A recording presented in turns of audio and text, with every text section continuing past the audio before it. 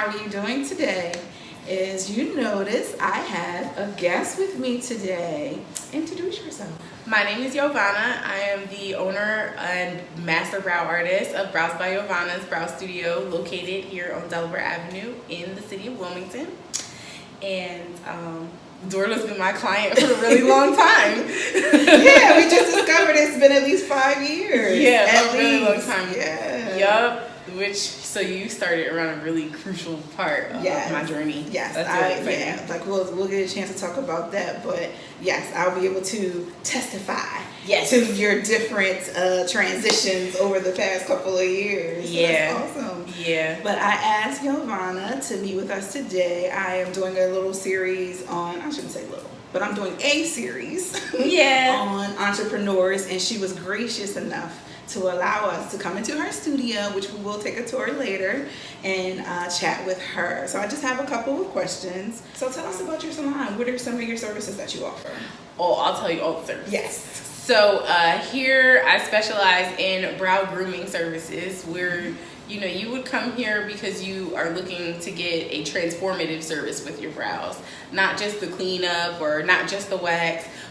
We are artists here, and so we specialize in brow shapings. We offer the tinting add-on service. The shaping services are very signature and customized to every person. So everything around that is just an add-on. And then I currently am specializing in brow tattoos. So powder brow techniques, microblading, shading methods, all types of customization. I call this like the brow dream world. Yes. 'Cause you can get anything for your brows here. Anything that will look amazing. If it's not gonna look good, you can't get that. But you can get anything that's gonna make you look tip top. Awesome. Yeah. So you are a certified esthetician. Yes, I'm a licensed esthetician. Also like to throw in insured, because insurance is really costly. So you want to talk about it any chance you can. But I am a licensed esthetician for 10 years now. 11 years now. We're going into my 11th year of being a licensed esthetician. But I decided to take the journey and only specialize in just eyebrows. So I got my fill of full body waxing, which isn't my thing.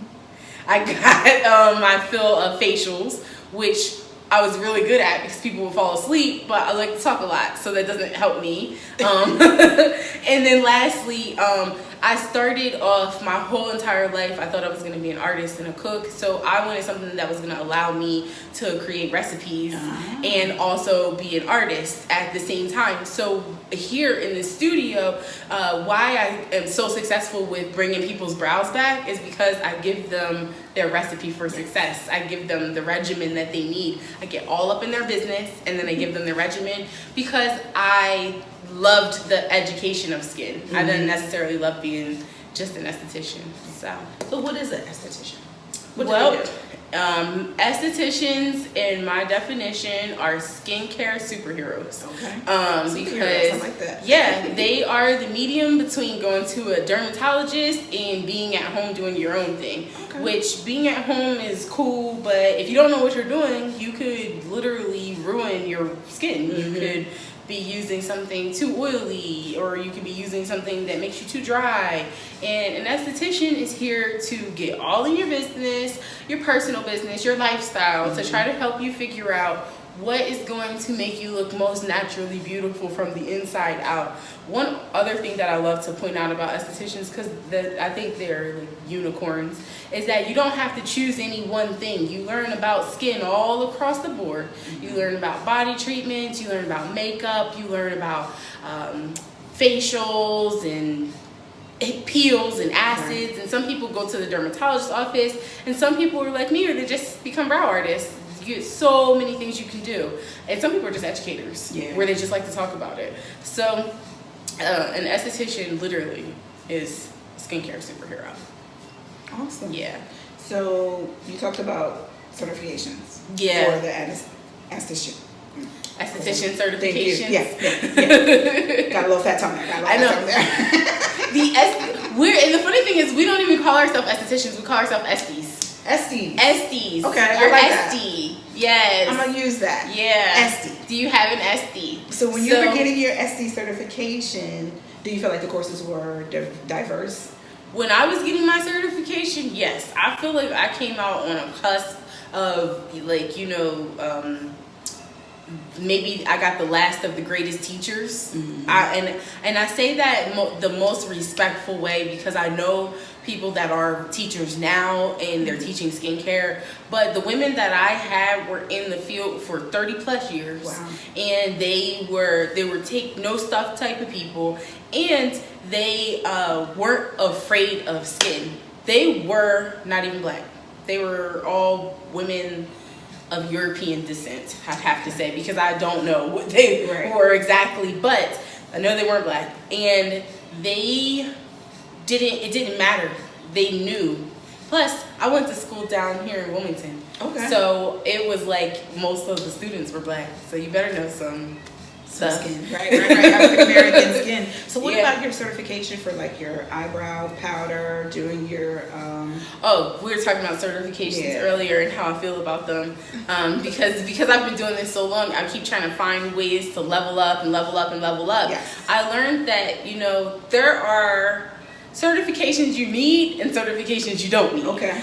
Certain certifications that I probably wouldn't go for because I learned them in school, which classifies you to be able to do what you're doing in your state. Okay. So if you go to school and you get your license and you've learned eyelash perming or eyelash tinting or brow tinting, or it's not a new thing, but it's where they take the lash perming stuff and put it on your brows. It's called brow lamination. Any of those things are not things you have to get certified for if you've learned them in school, because the state is probably already covering that underneath of your certification. Okay. But people don't know this, and so they pay hundreds of dollars to basically go to a company and use the company's products and get certified with the company's products, and now they think that they're certified in lash or brow tinting or whatever the add-on service is. I'm just using tinting, but lifting is the new thing. Mm-hmm. Lifting.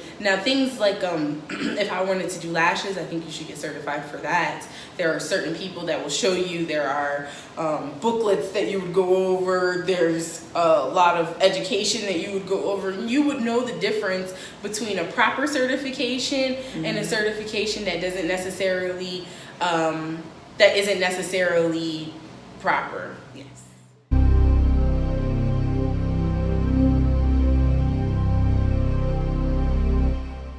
What about your resources or your network? How do you have like mentor? So I am still looking for the best mentor. I'm always looking to be mentored. I'm always looking to be connected to something. Mm-hmm. But I was saying earlier about resources and groups and networking here in the city is a little different. So it's funny. I think I don't have a network that I'm a part of. I think that people come to me as a mentor, and people are coming to me trying to figure out what I've done and how I've gotten where I'm going. Mm-hmm. And I am definitely still searching for a mentor and somebody in a group. Are you aware of other independent brow salons? There's not a lot of those in Delaware, No, right? there are not a lot. There are a lot of day spas and places that offer the brows as an add-on service. Mm-hmm. We offer it as the main attraction. So, and that way we're able to have fun with it. We're not as competitive as everybody else because I put myself into all of it, and nobody else can be me. And that's what I encourage the people that work for me to do, is the people that work for me to also put yourself in it. That way nobody can take it away from you. Right. And so the brow studios that we see, though, they are very much so like each other. So that's that. I don't really know, because there aren't that many. Right. There's only. That's what I was gonna say. of the places that I can think of to get your eyebrows done are in businesses, in established businesses, which where you have your start, right? Which is Ulta. I was in the Ulta, yeah. Or you can go to the nail salons, like you said, nail salons or established spas and your makeup stores. But as far as independent businesses such as yours, I'm not aware of them. No, and the cool thing is that's always going to be a compliment to me because when I was in Ulta, I remember like walking in there and thinking like I want my own. I want to be in Ulta. I want you to put my products on the shelf. And I was like, I like putting this all Benefit tutu on, but my name isn't Benefit, you know? And I always had that desire. So cool thing is, I will tell you this. This is how I look at stuff. I like to go into a place that overwhelms me, like a Ulta, or I like to go to the mall. I get in sensory overload because I'm a creative. I like to create things. I make all my graphics for my signs, for my business, for my product line, for my website. I like to build it all for myself because I know how I want people to feel when they look at it. When I go there, I'm not afraid to put myself in an imaginary competition with big retailers. Because they got the sauce. Yeah. You're buying their stuff off the shelf. Right. What can I do to keep my integrity and also have my stuff flying off the shelf as well? So that is what I try to look at when I'm building our business so that I can keep us different from everybody else. And I like having this type of like, I like being in this area. I know everyone who's around me. I know who all I guess my competitors would be on paper. I know who all those people are, but I love how we have a little bit of a support system even in that. For example, a really cool studio out here, a nice award-winning studio. The owner and I went to high school together. We didn't know each other in high school. We just know that we went to the same high school. One really cool thing is we're from Middletown. And, you know, everybody knows that nobody knows anybody from Middletown. So you got to stick together. Right. What's really cool is that it doesn't have to always be publicized, you know, that you're friends or that you're cool. We talk about clients. We share clients. We talk about things that we've learned. We talk about business ideas. I respect what she has to say. And she also comes to me for advice as well. And that's such a good thing because you kind of always know where your competitor is so that you can set yourself apart. One really cool thing I respect about her is that we sat down and we had a lunch and we talked about what our visions were. The funny thing was we found out that they were very, very similar. And there was a moment there where both of our hearts were like, are you going to take my idea? Are you going to take my stuff? And that's not what happened at all. She is doing her own thing and it is amazing. And I realized that, you know, a brow studio and a day spa can't compete. Because they're two different things. So I just think it's so awesome to be able to have that, you know. I like that. I like the fact that you said that you're able to sit down and, you know, have those conversations. Because I feel like when you do that, that speaks volumes of how you both know that you offer your own thing. You bring your own what's the word I'm looking for? You bring your own individuality to your business. And like you said, that's something that people can't take. You may have similar ideas, but how you execute them are going to be different and speak to your customers that she can't speak to. Your Everybody has a different demographic. And I say that all the time. So that's a good point because sometimes I think that's what prevents people from collaborating. That's what keeps people in a bubble or vacuum. Is they're afraid that they're going to share their information with you and then you'll steal their clientele. Well, and it's interesting too because you know you're always thinking of the new next best thing, and it's just like, you know, you have some ideas that were probably bad ideas that you were so worried about somebody taking, and then you see somebody else do it and you're like, whew, I'm so glad that didn't work out. Because that was a good idea. Right. And so you're just like, well, I have learned that you can create anything you want want. You'll never run out of possibilities. You'll never run out of stuff. Right. And so just be free about it. But another thing that I like to point out is I don't artist bash. Okay. I don't artist bash. If you have a bad experience, you don't need to tell me where you went. Right. I don't need to know. And you don't need to go off on the girl. Right. Especially if you could have prevented it. This mostly happens with tattoos. Because that's the biggest, most popular trending thing right now. Whenever something in the brow industry is trending, because we're a specialty studio, we're gonna get a lot of people coming to get the work fixed. I don't mind fixing it, but I will ask you how you got it that way in the first place. Okay. And bashing the artist never works out. Right. It doesn't make me feel good and doesn't get you good results. To say that, you know, especially that you came to me first and then you went to somebody cheaper, then you came back to me, then you gonna tell me the artist was bad? Well, if you had to stay here in the first place. You know, I ain't saying, you know. Nobody told you to take your behind on over there. Yeah. You know, you could have did it right the first time. I don't know. But that's good because, you know, you're keeping your energy positive. Yes, and we're also attacking the culture of that competitiveness amongst the clients, because that's something that that we as entrepreneurs, that's what fuels us, hearing the feedback from our customers. But I think that here where we are, not necessarily in Delaware, but just where we are as people, we're in a generation of a lot of judgment, where we don't necessarily mean to be judgmental. Right. We're just trying to feel out who is right for us.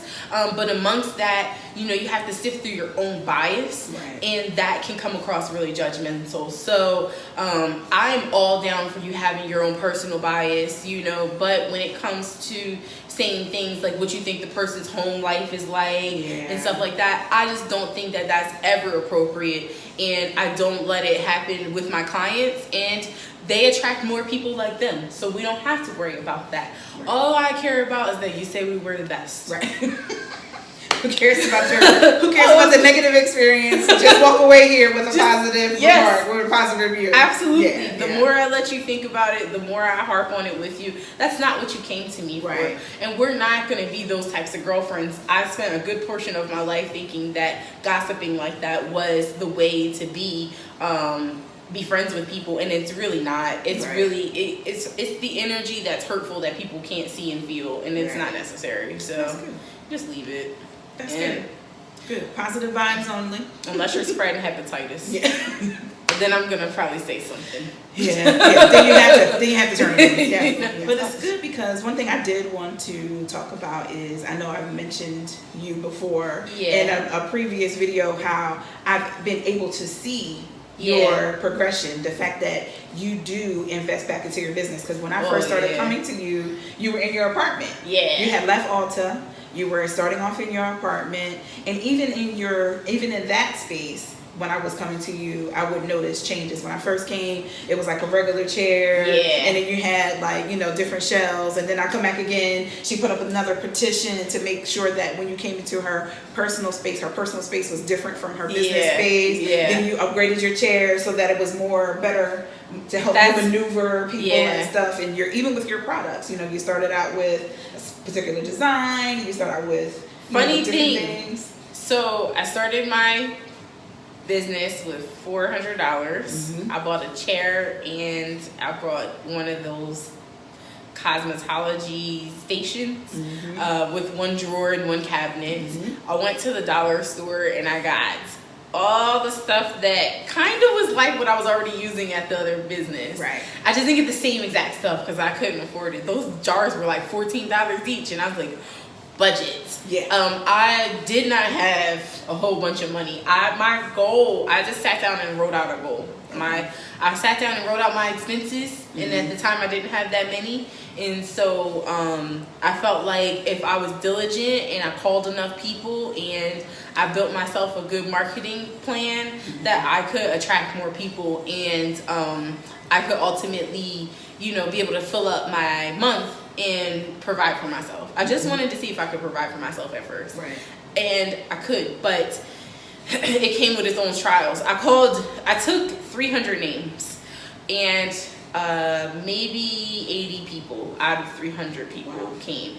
I also got a lot of no's. I heard a lot of no's. People that would say that they would be with me forever, that I was the only brow artist for them, and it almost sounds like a bad relationship breakup. It really does. But it did hurt me because you want to believe that person is only going to be loyal to you and you're the best, because that's what they tell you. Right. And then you turn around and you call them and they're like, who is this? No. And I raised my prices in my apartment, and people couldn't understand that. Why would you charge more to be at your house? Why not? Right. Why would I charge less to be at my house? It's not any less convenient. It's actually more convenient. It's more inconvenient.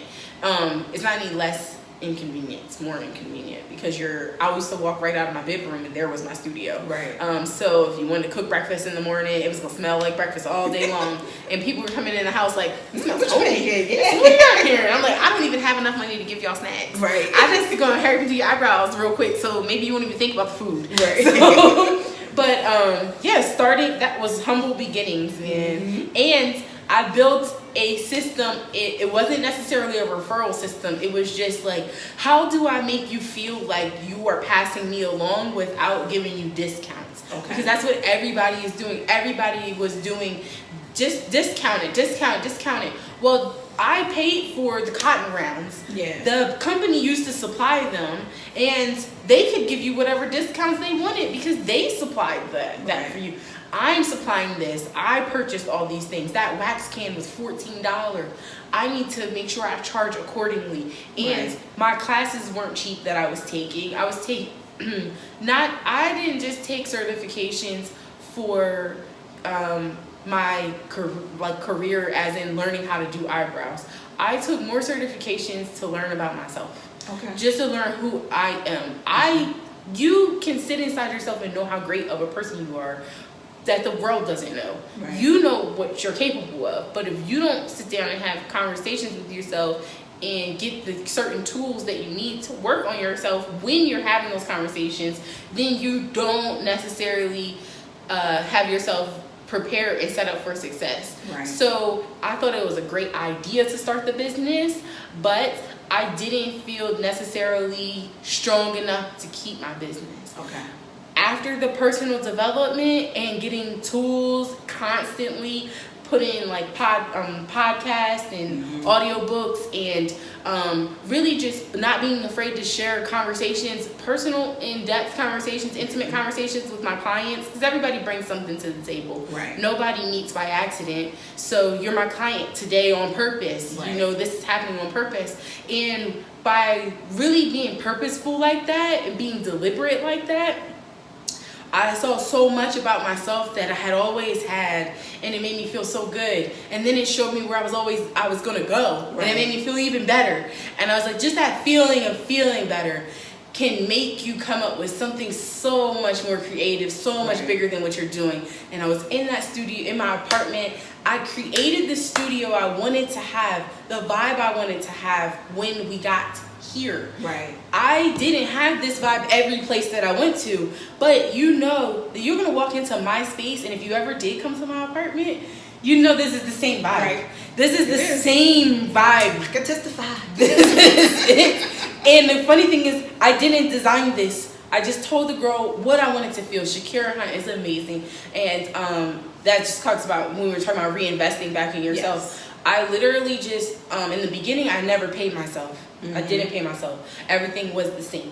It was like, this is rent. I was still freelance, basically. Like, this is my rent, this is that. I didn't make enough money to really claim taxes the first year. So the following year, I made more money. Obviously, people wanted to come because they felt like they missed out the year before. And that following year, I was like, there's no way I can keep producing work out of this apartment. I need a better chair. I need more space. People yelling at me about taking their shoes off. I'm like, girl, please don't take your shoes off. Oh, yeah. Please leave your shoes on. And then you're like, gosh. So we got to get out of here and move. Then I took a chance and I went to a nail salon. I do not regret going to that nail salon. I will never regret going to that nail salon. I will never regret meeting that very awesome and talented person that I met. And still, till this day, believe she's just as talented and just as awesome.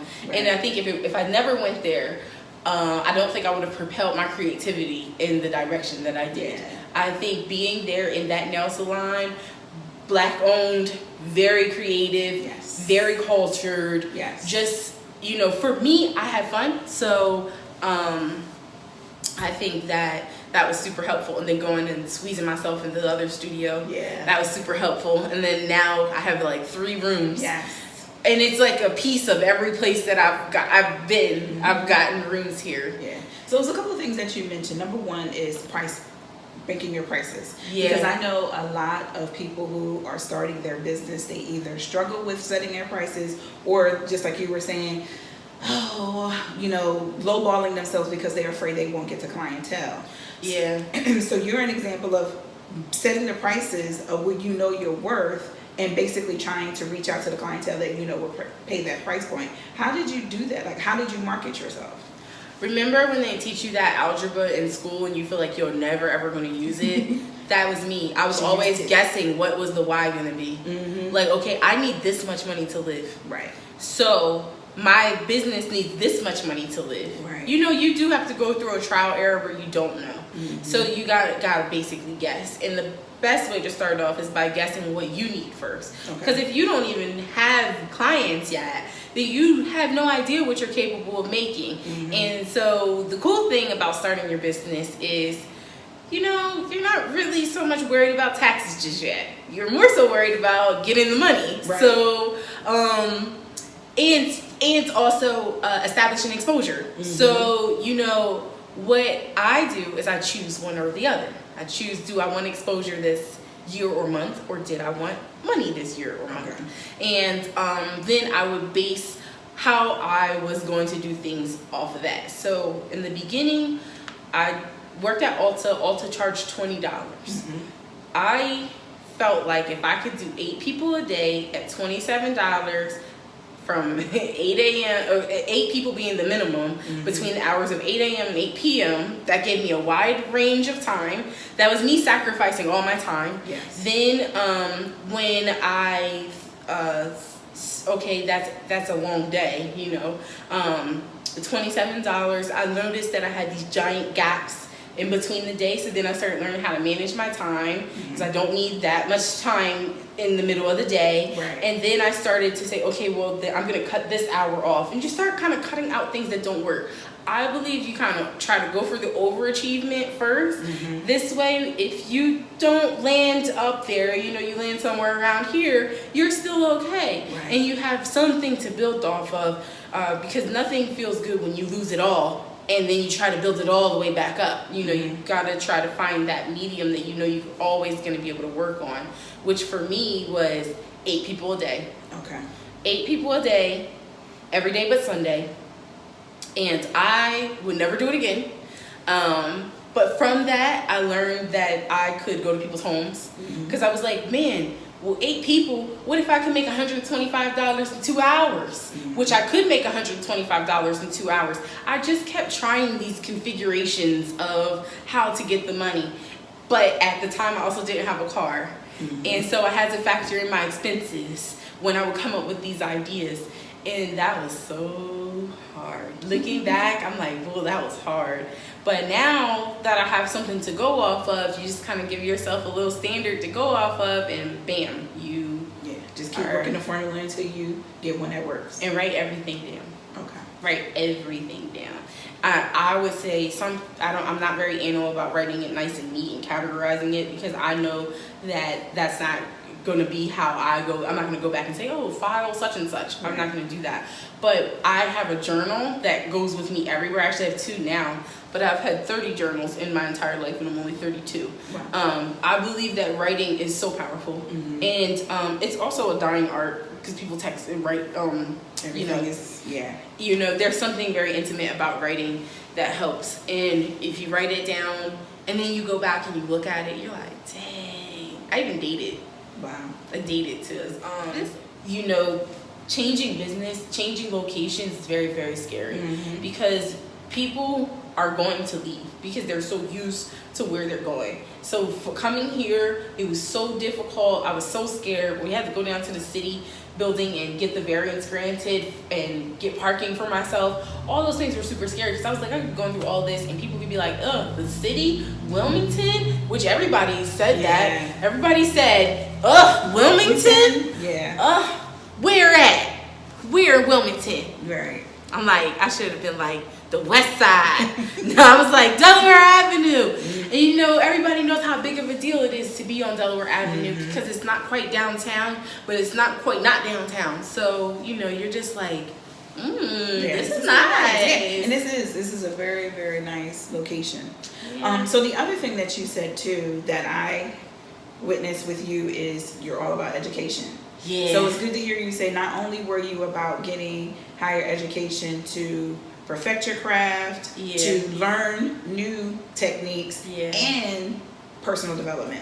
Because I think that's the part that some business owners miss. Absolutely. They miss the personal aspect because if you are your face, you are your brand, it's good to get your personal situation. Get your house in order first. Because that's the vibe that when you're a mess, you put out that vibe to your customers. Yeah. I have been a hot mess in front of my customers before because I was overworked. I overworked myself and I underpaid myself and I was stressed and I was tired and I was burnt out and I had no way of stopping. So I worked through the burnout. The first time I quit, also I didn't even do brows. Really? Yeah, I didn't even do brows. I went straight up broke. Wow. Straight up broke. I failed horribly. Bad. I was like, I can do anything. I'm an artist. No. When you left Alta, what did you do? Moved with my boyfriend downtown. And I did body painting.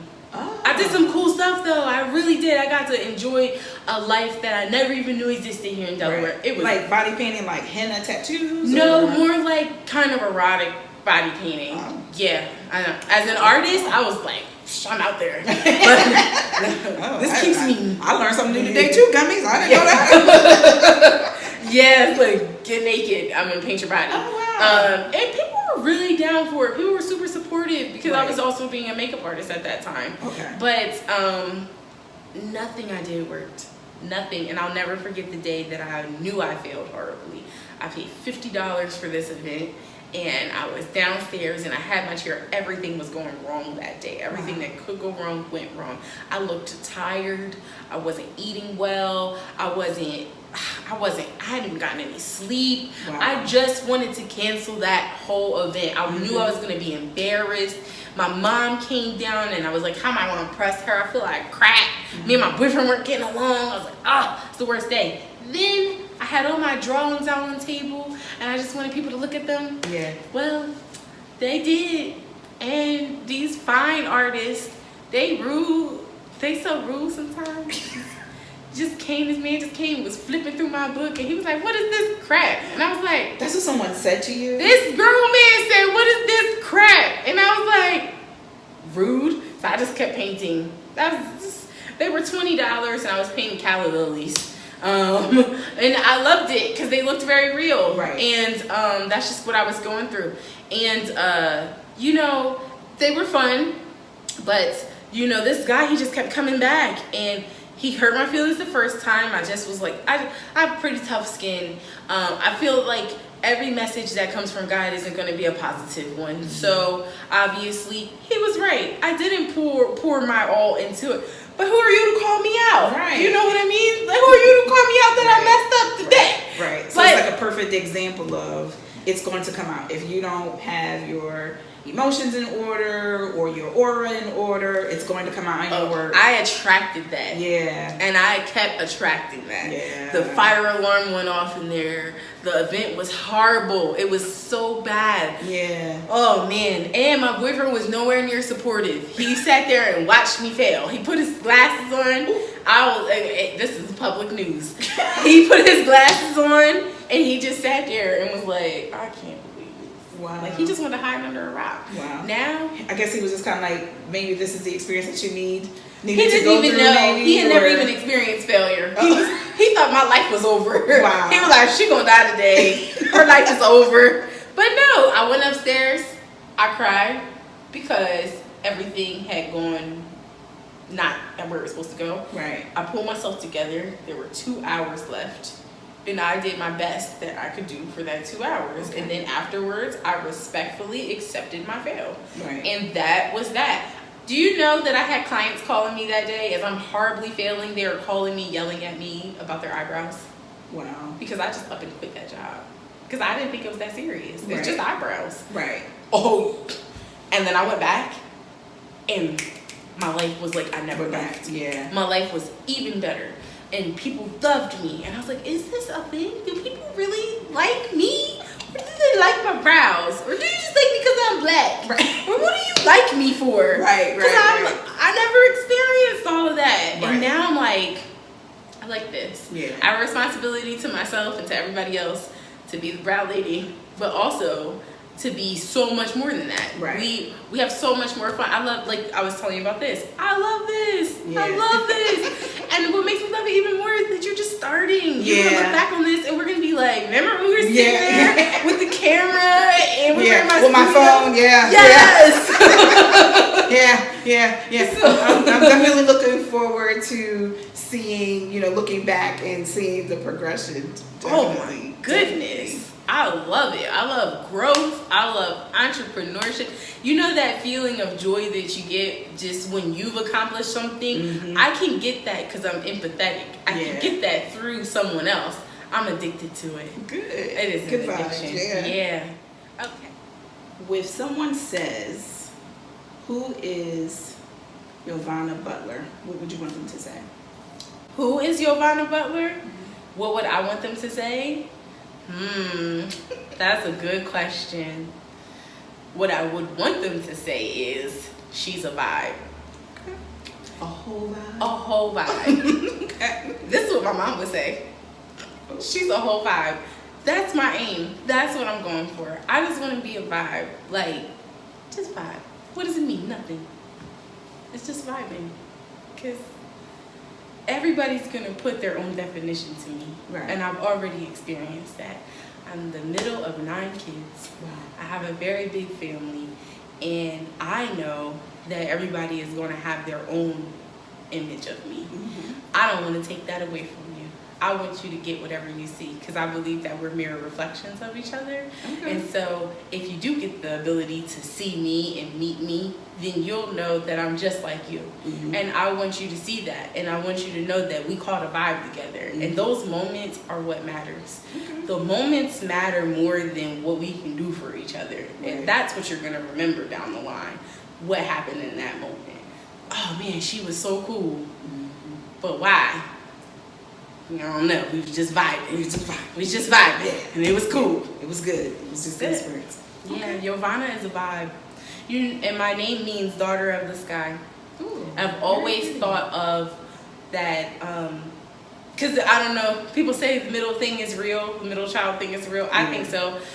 So I always would say, at least I got God. He's my father. Okay. So, learning that my name meant daughter of the sky made me feel even better. Like, and y'all see how he named me though? Yeah.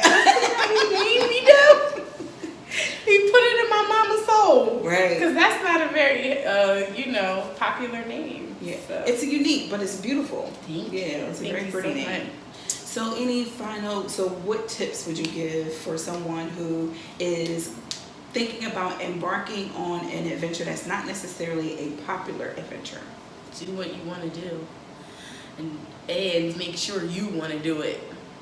It has to be something that you want to do. So if you don't know it's something you want to do, then you need to take yourself through a series of your own boot camp, if you will, to make sure that's what you really want to do. And there's nothing wrong with trying and not necessarily succeed in the first time.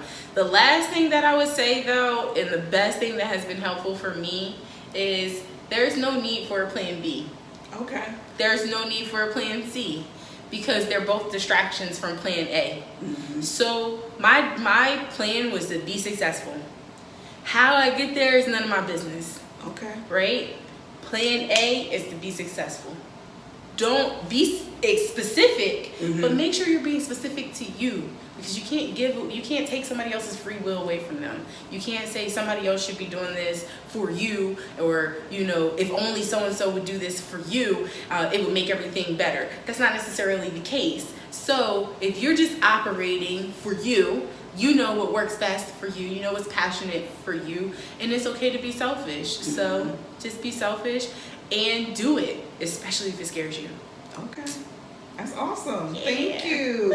I want to say thank you so much for doing this, because I know that you are super busy, and like you said, you work super hard. So I appreciate you coming in on your day off to sit down and talk to my gummies. And you, because I love you so much. I appreciate you. I always love when you come in and get your brows done. It's the best talk. We do. This felt like a brow session. Yes, basically, because this is the kind of stuff that we talk about. This is the kind of stuff we talk about when I get my brows done. Yes, and I can't wait to see how this video goes for you. Thank you. And all of the videos. I can't wait. Thank you so much. Gummies, I appreciate you for tuning in. I am hoping that something that was said today will encourage you and inspire you. Have a great day on purpose, guys.